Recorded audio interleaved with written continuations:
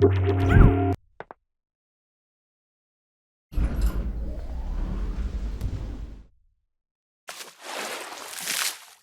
Move TCB tool here is a very useful little tool when working with TCB splines without needing to continually be going in and out of the graph editor.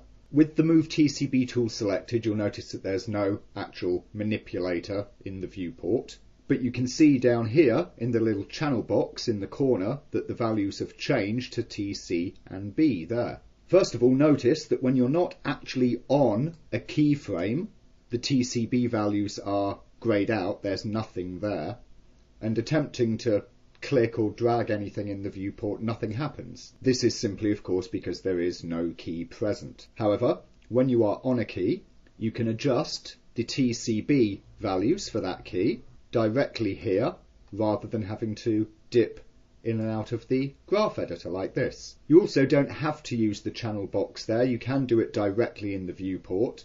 And when doing so, left click and drag will adjust the tension value, as you can see there. Right click and drag will adjust the bias value, as you can see there.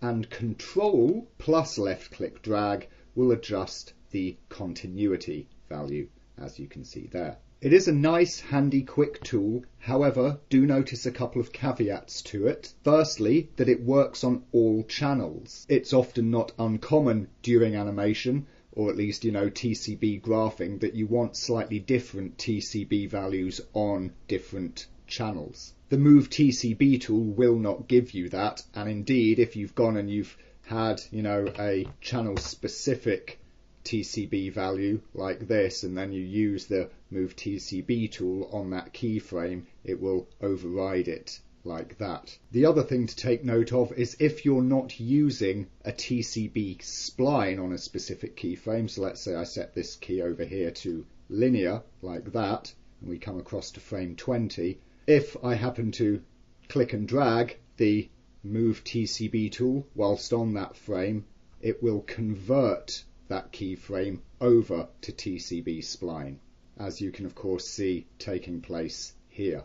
Whilst that can be a bit of a problem, of course, if you are using mixed key types on a given item or across its different channels, it can also be a great way to, take something that's got linear keys or stepped keys or whatever else on it and just quickly convert them into TCB without having to go into the graph editor. You just pick the Move TCB tool, move to whichever frame it is you want to convert to TCB, and you just click and bingo, you'll get a TCB spline happen at that keyframe.